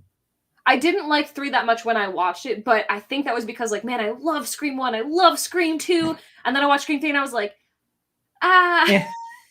So I think if I watch it again, I'd be like, all right, I kind of already know, you know.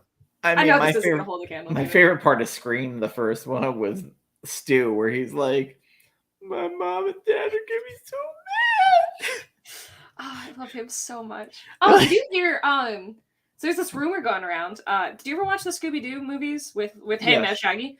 I think they're very fun. Apparently, James Gunn worked a lot on those, and then they kind of had to like bring it down to PG-13. But now they're kind of thinking about like, since the people who liked those movies and watched those movies are now adults, they're just gonna like let him go ham and make a third one with the same cast at R. And that cast is aged like fine wine. I would love to see that, and like I really hope they do. Feel like it's a 50-50 shot, honestly, but if they do, oh my god. Oh god, what was the actress who played Velma? She's like still fine as hell. Like, yes. Because I saw her in the Hawkeye series. She was playing Hawkeye's wife. That's her? Oh, yes. Damn. Yeah, she is fine as hell. All right. Mrs. Hawkeye might get it. Okay. Yeah. And honestly, like, I think that Hawkeye series might be my favorite of the... I haven't watched any of the Marvel shows. I watched a little bit of Hawkeye, and I watched WandaVision.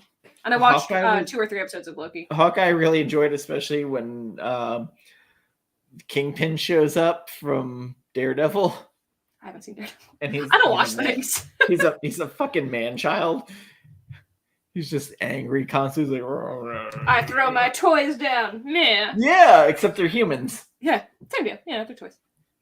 But I really liked it. And Haley Steinfeld playing the Kate Bishop was really good. And I was surprised that I liked her so much as Kate Bishop.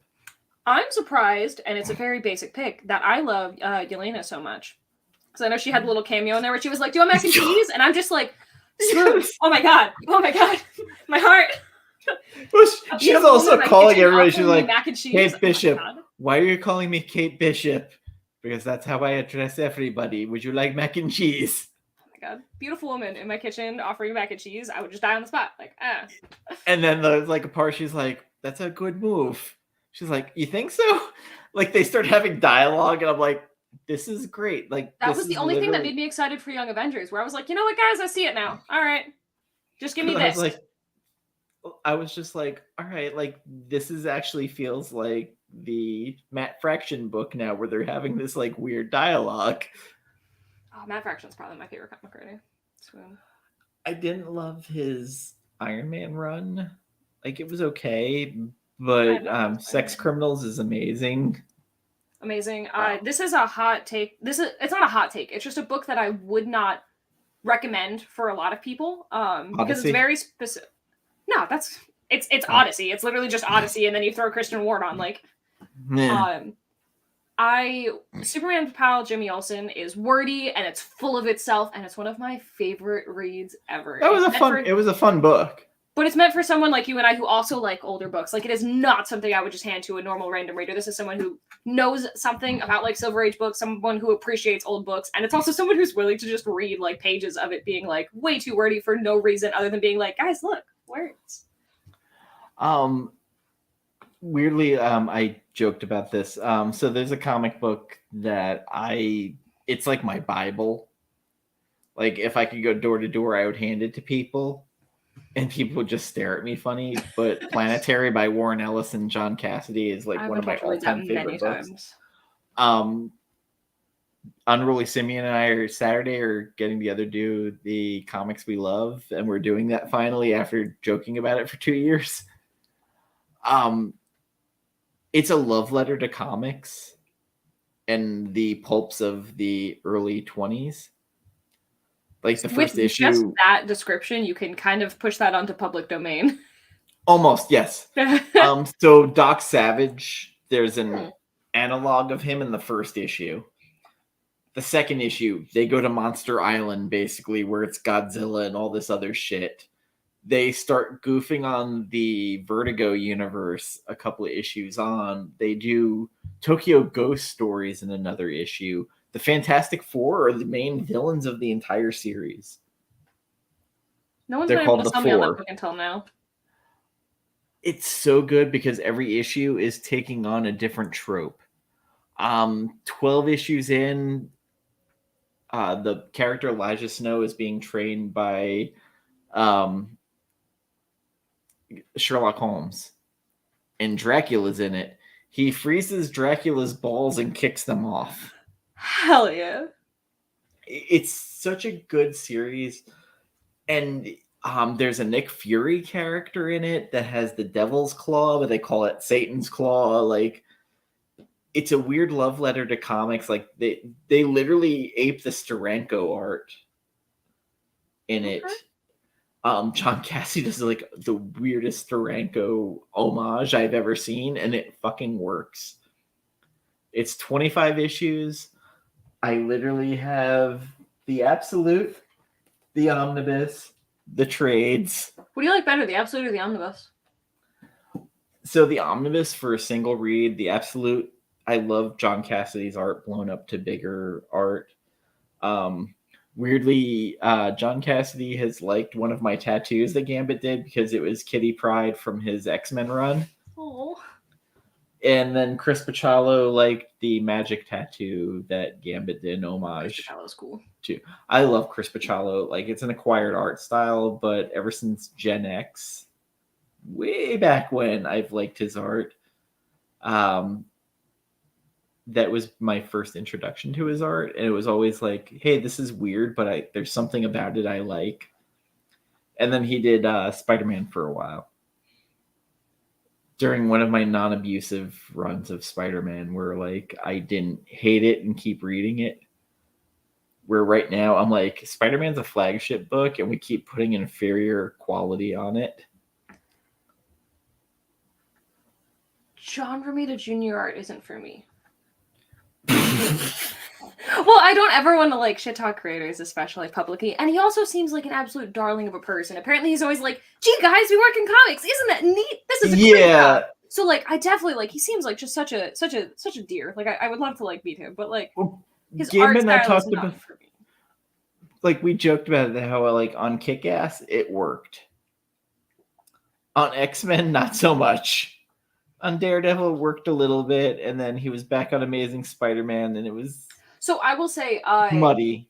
I think he can actually really draw non-people pretty well. Because like on Superman Year One or whatever that DC Black Label mag size book was, the people, we're not talking about the people, ignore that. But like, and he would draw like close-ups of like grass and crickets and stuff like that. And I was like, hey, this doesn't look like John Romita Jr. here. So I had that moment. I was like, Frank Miller's coming back to Superman and decides to fucking have John Romita Jr. Yeah, it's like him, and I know people really like Ryan Ottley. I'm kind of like whatever in Ryan Ottley. I think Ryan Ottley does non-humans very well. So whenever he's drawing like humans, not really for me. I understand some people like it. He has a very thing where he wants to draw every single tooth in a human skull. It's very, very interesting.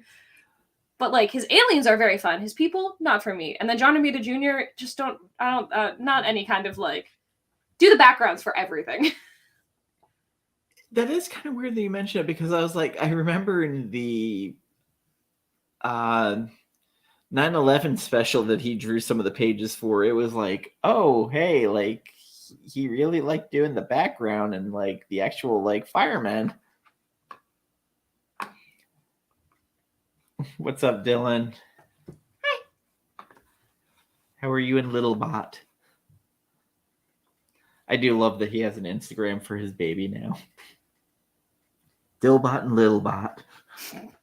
Good naming. Good work. Good baby branding right there. Gotta start him going young, yeah. Kid's gonna be into Wu-Tang, and I forget what Dylan's favorite book is. He's another one who likes horror books, though.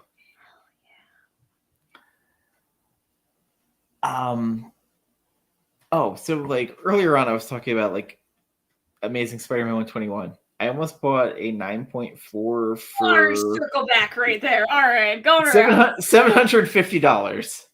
I came close to buying it. I got talked out of it because they're like, just find a raw issue. Just find a raw issue. Yes. Oh my God. but I want to see a raw issue in person. I don't want to like blind buy online. So one of my employees is really big Spider-Man collector. He would love to have every issue. He's not close to it, but he's been working on it for like 20 years.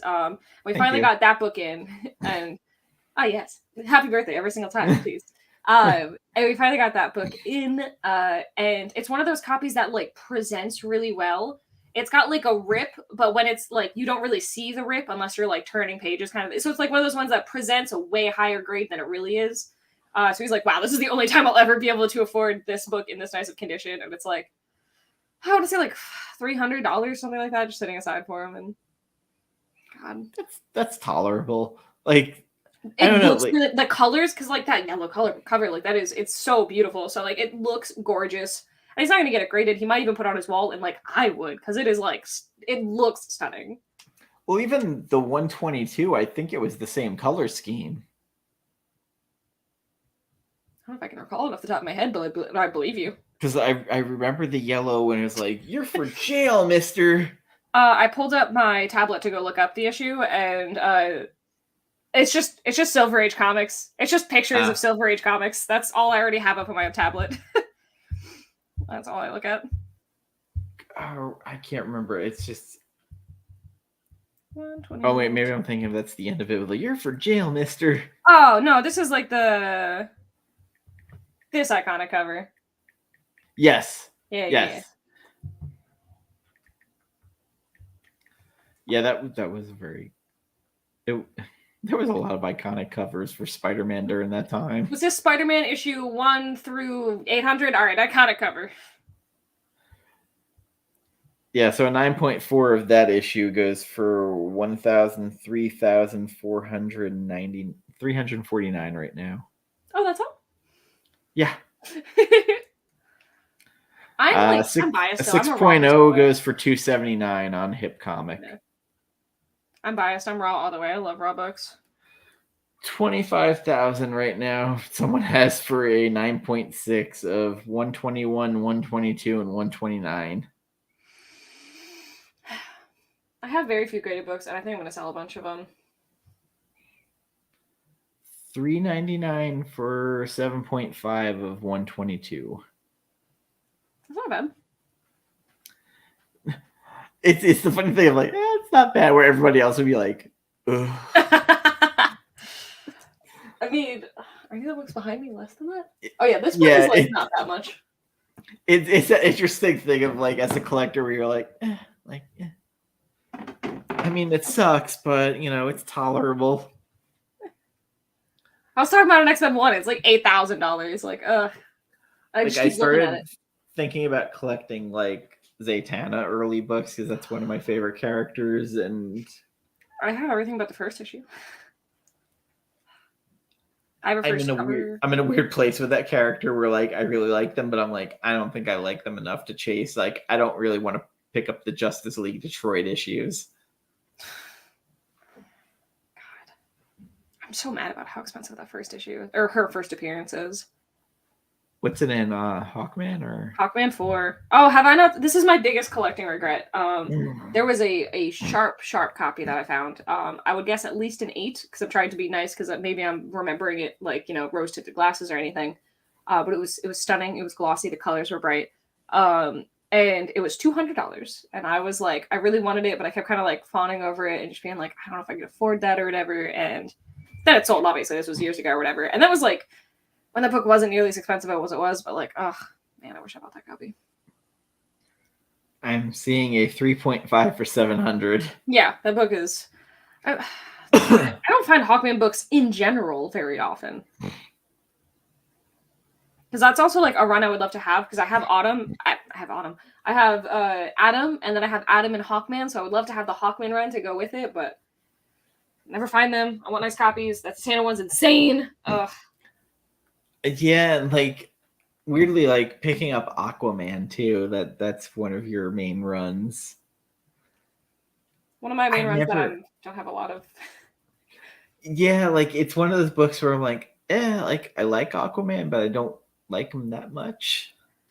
I kind of fell in love with like the books first. Like, it's not like Aquaman is specifically a character I adore, but like I love Nick Cardy. The interiors are amazing. That first issue is so endearing with like the fire monsters.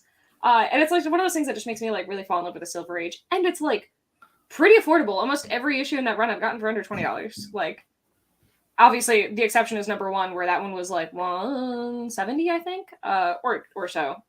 Everything else was just very cheap run, and it's like, I don't know, I'm really into it. Cardi soon. I mean, it's kind of like the early Flash runs where Dick Giordano was doing the art, because basically they're like, hey, you know how to draw stuff in motion. Which Dick Giordano did a bunch of Batman issues, but not quite as good as his actual Flash stuff.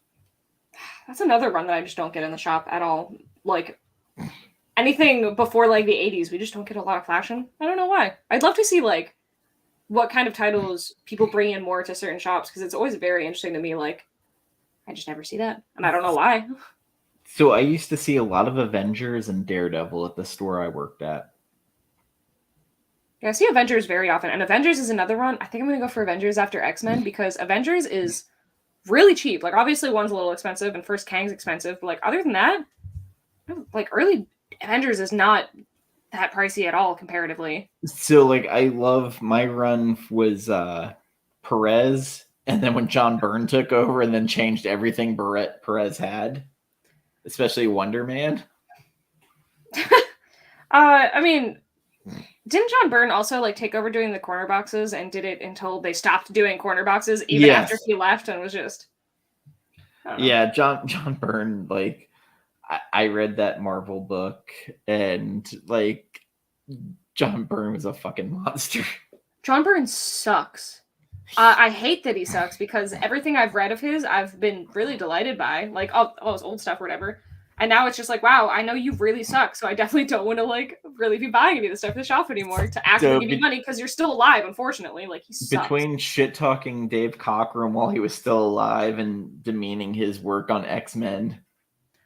Have you heard him go on about trans people? He says that they should be like killed and slain, and gay people should be murdered, and the US of A, baby. So he hated Jim Shooter so much he made an effigy of him that he burned at a party. He blew up Jim Shooter's hometown in the Pit in New Universe because he hated him so much. Like, it's just the craziest stuff. God, I wish he didn't suck, because I really like those grades. Thank you very much. I appreciate it. This is my Pretty Lady collection behind me, and we just ignore this one. That's not a Pretty Lady. There we go. Put my head there. That's my dudes. Oh yeah, I guess I do have 2 dudes here, because I got my first Juggy and this beautiful Delato cover that was the only raffle I ever entered, and I happened to get it. I really like Delato. Wow. So like John Byrne probably is very nice in person. I don't care about bad people that are nice to me at a con. Like, I don't care. I'm not interested in them. Pass. I met some pretty horrible people in person. I actually have a piece of art that Adam Hughes did calling out another artist who was at the booth with him, who has just recently passed away, so I don't feel comfortable showing it. Oh, you mean now? I thought you were saying he did it then. Like, that's no. The person just okay. Yeah. The person just died, but they were both at Dark Horse at the time. Adam was doing Ghost, and the other person was doing a book called Body Bags. I don't know that title off the creators. So I have a piece of art with Adam Hughes saying, "So and so didn't do shit for me." It's Wolverine lifting the middle finger. And that's kind of more like a fun feud rather than I want to burn all trans people. Like, like. So the other artists at the booth actually went and took a paint pen on my book and dipped it all over my book because I was talking to Adam and not him. That's much worse. Yeah. Delightful. Yeah. You had some interesting con interactions. That was not a great one. And then Tell me about the fight one you had. Yeah, where Michael Turner had to get involved. Yeah, not great. And the artist is still out there making books.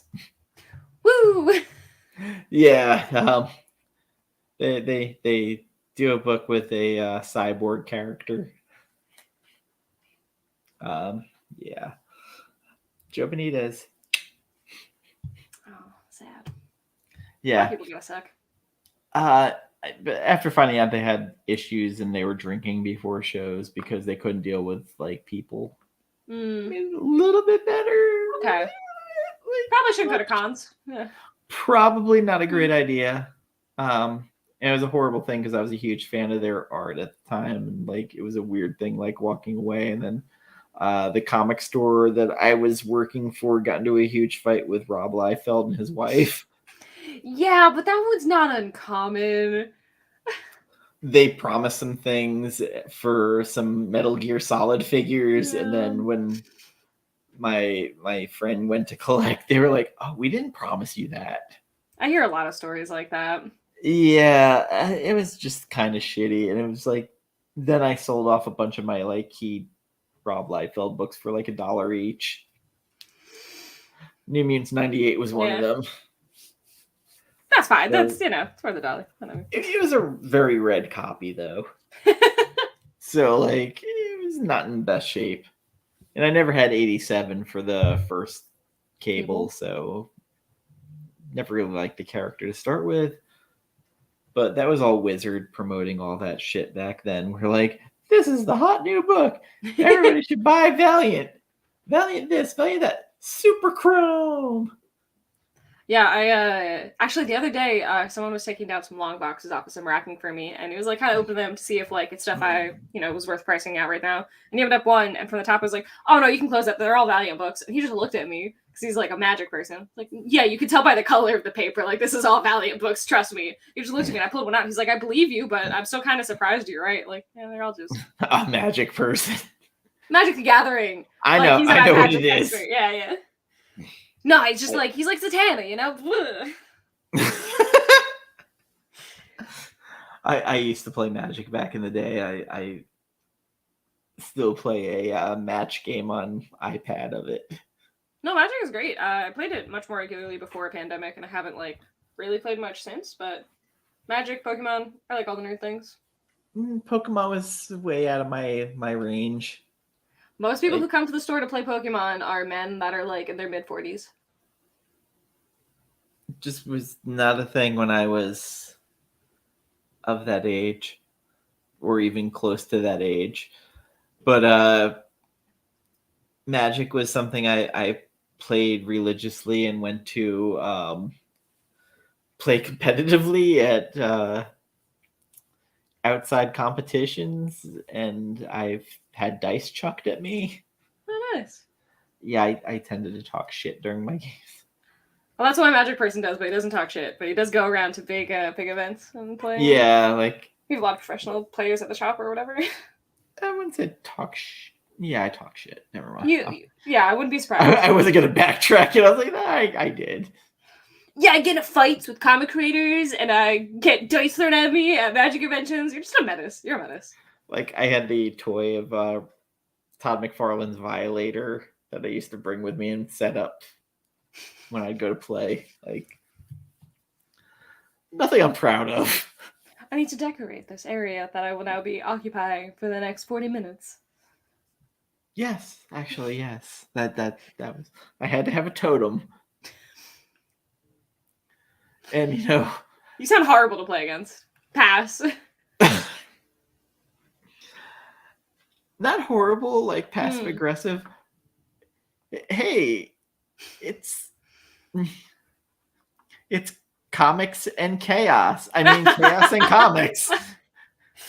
Hello. How does it feel, Chris, to have your name stolen by bigger YouTubers or by bigger influencers? Oh, is that a thing? Oh, yeah. Rage Theo and One True Nerd King stole his name, and they have comics and chaos, not chaos and comics. I was like, that's not brand confusion. Oh, that's sad. Have you tried like just messaging them and being like, hey, that's been my name for quite a while? I don't think he cares. I cared more than he does, probably.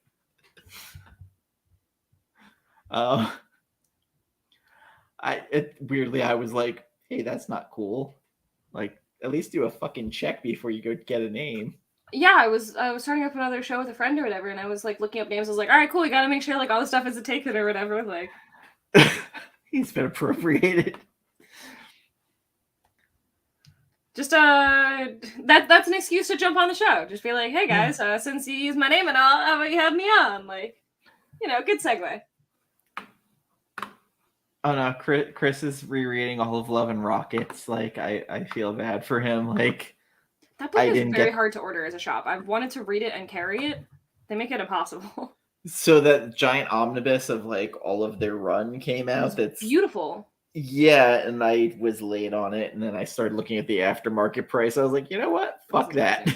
Yeah, I was cat sitting for one friend who I was cat sit for, and he just got it in, so we had it like on his dining room table, and I was like, oh man, it looks so good. You shouldn't trust me here that much. I could just take it. If you had to cat sit for me, you'd be just like, wow, there's a lot of horror books. Same. This dude really loves Lock and Key and Planetary. If you had to cat sit for me, you'd be very confused because I don't have a cat. It's all right. I've got an elderly, bitchy cat. I was hoping he'd make an appearance. He is weirdly like not even running around going meow. It's like he me. knew I had nervous energy. It's okay. It's fine. I understand. Not all cats don't like me. Oh, okay. I guess if I pout, I get what I want. Noted. I'll remember that for the future. Oh, how are you to snoop on our shelves, too? Okay. What is the art he has behind it? Dan, can you hear me while you're over there? Yeah. What is the art you have on your wall that's like pen and ink? Oh, pen is ink. Like ink and paper, just the white one. It's Wonder Girl. It's by my friend Carl Allsteyer, who used to work for Rob Liefeld. Hi, Brett. Hey. He's so cute. Hey, old man. How are you doing? Hi.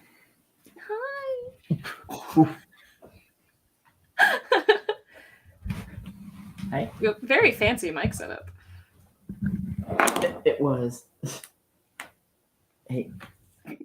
Yes, show up everything. Just so you know, you're muted in case that wasn't an accident.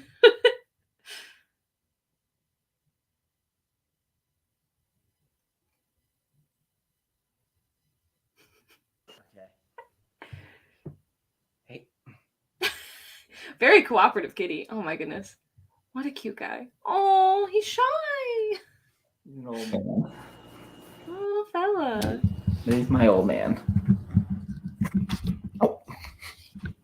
It's okay. I keep smashing into mine. Mine isn't nearly as fancy though. I just have like a Blue Yeti. Bradford, say hello to. Oh, guy. He's like, what? What are you doing to me, Dad? Why am I here? I don't know what's happening. Release me this instant, young man. Oh. All right, you're going. Goodbye. Adorable. Shh. Shut up for Carlito. He's an old elderly gentleman. What a little man.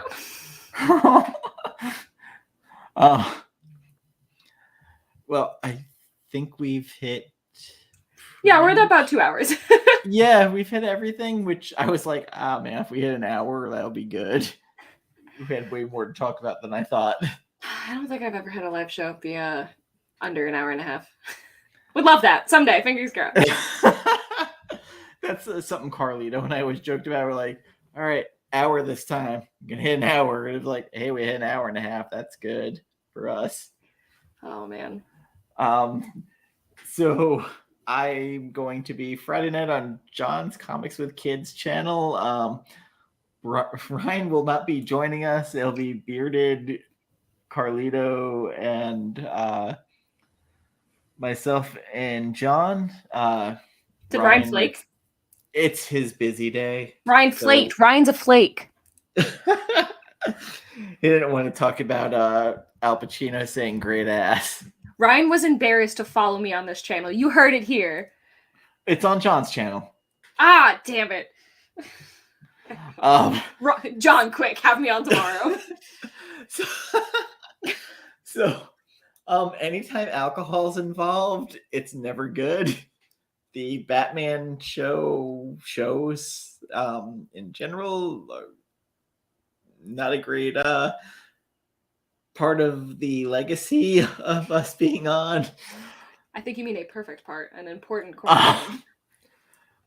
And then Saturday, Unruly Simeon will be joining me to talk about Planetary and why that Tessa should be reading Planetary and getting the omnibus or collected editions as soon as possible. I have the DC app. I'll check it out. You have sold. No one has ever sold me on it. They've just been. I don't know. They haven't been going your approach at all. Although you kind of gave a lot. Maybe I don't need to read it now. Oh no, you still do. Like every issue. No, every issue they tackle something new. So there's something of pop culture, whether it be the pulps, comic book wise, that they keep hitting. Like one issue in particular is about like these Europeans that launched people out of like a bullet into space and trying to figure out when they're going to come back. And it's like 30 years fucking later. But the Fantastic Four being the evil people of it are like amazing. Because they're called just the Four. That is a very good evil rebrand already. Yeah. So like one guy, like he can stretch himself, but he can stretch pieces of himself into your body, almost like drones, to monitor what you're doing. So like their version of Mr. Fantastic stretched a piece of himself into their Nick Fury to monitor what he was doing. I don't want that Mr. Fantastic to enter me in any way or form. But there's like their version of the Invisible Woman where she has to wear goggles because she is so invisible that actual light hurts her eyes. The version of the Thing they have is so inhuman he can't even fit into normal life. And then their Johnny Storm is a descendant of the Lone Ranger in their world. All right. Interesting twist. Yeah, so there's like an issue with the Lone Ranger in there. There's another one that has like giant ants from like the old 1950s movies. Hey, old wolf. Hello. How you doing, Tony? You're only 2 hours late coming in when we're wrapping up, but nice to see you. He's been in and out. Okay. But so yeah, like there's old sci-fi, like there's the Godzilla movies in issue 2. Where like one of the Japanese guys is like, I'm going to eat the dead body to gain their soul. That's so cool. Which is up there with there's a Warren Ellis book where Mark Bernardin said that the only instruction that he was given by Warren Ellis is that he wanted kaiju bukkake. He sold me. Now I'm backing up a little bit. Not in this book. This was in his Godzilla book that he was doing. Okay. But I'm a descendant of from the Cisco Kid. Wow. I'm now going to look up the Cisco Kid because I don't know the history of that. But yes, we're going to be talking about that Saturday, and then you and I will get together in another month. Yeah, we'll see you once back we here. figure out dates. Going to try and get Ryan and John to talk about The Last God by Philip Kennedy Johnson and Riccardo Federici, because it might be the only thing that like Ryan won't shit talk or down talk. He'll find a way. He's weirdly like condescending to certain things, but like contrarian, because I remember I thought he read it. No, he liked it. He really liked it. But like sometimes like when we're doing the Batman the Animated Series movie, John was like, I bet you Ryan's gonna be fucking contrarian to this. And sure as shit, as soon as we got there, I had the same opinion. And then you were like, the Superman animated was better, which the Superman animated, the origin stuff was better. Especially the stuff on Krypton. I'm struggling to get through Batman the Animated Series right now. I haven't even finished season 1. So for me, like the highlights were when they started bringing in the Neil Adams stuff with Ra's al Ghul. I don't think I've when it read became that. Batman and Robin. Oh yeah, that's when they do the shift now. That's yeah. Yeah. Excuse me. It's also like Justice League and Justice League Unlimited. I've been told. Yeah, I should definitely get to that. There were some that were good, but man, there's a Batman Beyond It episode with Amanda Waller that is so fucking good.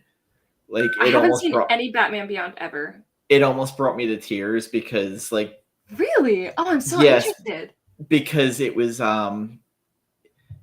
Batman in the early times dealing with a version of Ace from the Royal Flush Gang that was going to die. And Amanda Waller is talking the story to Terry McGinnis in the future and revealing what Terry McGinnis actually is,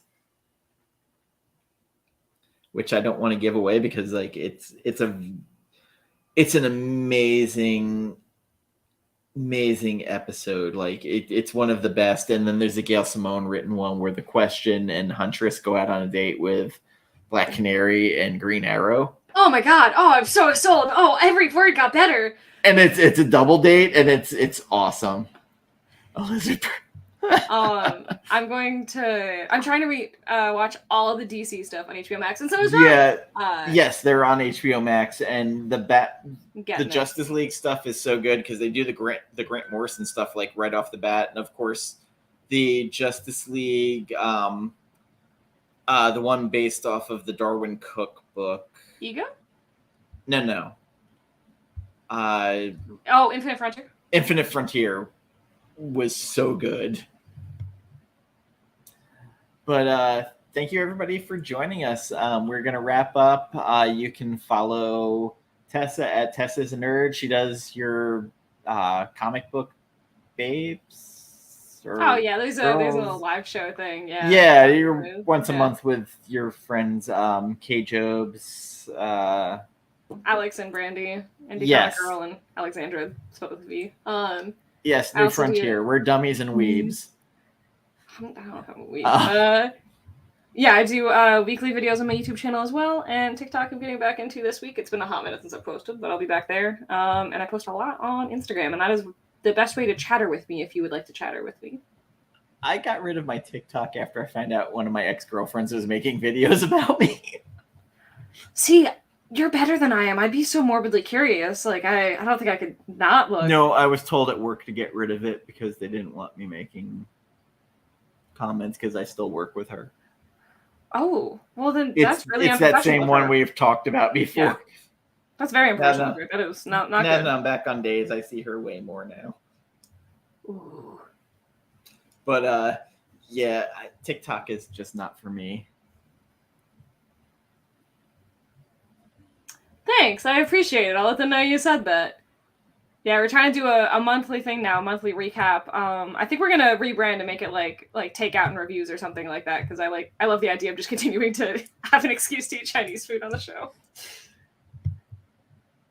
If you're ever doing it on a Sunday or Monday night, I will gladly find an excuse to eat takeout. Yo, Monday's a good day. All right. Yeah, because those seem to be my days off now. Hell yeah. Yeah, I could definitely do Mondays some point. And anything to drink sake too, because it's been a hot minute since I drank sake. That's what Alex likes. I've had some bad experiences with sake. I've had some good experiences with sake. Same with whiskey and every other liquor probably. I don't drink tequila anymore because I've had this nasty toilet water. No, I just need to carry a notebook with me to make sure I notate who I have to write apologies to. I know. Whiskey, rum, vodka and cheese, and mixers are always fun.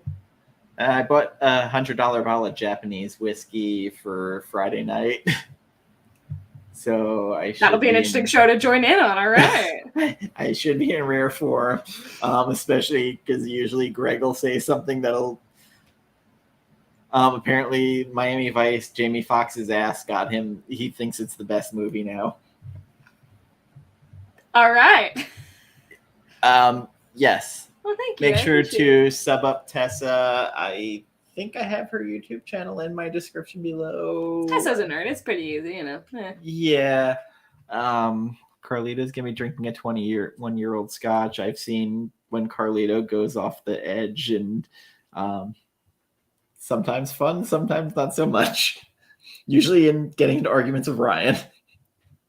That's really easy and really fun. Highly recommend. Thank you, everybody. This was an interesting way to spend my birthday. It was a way.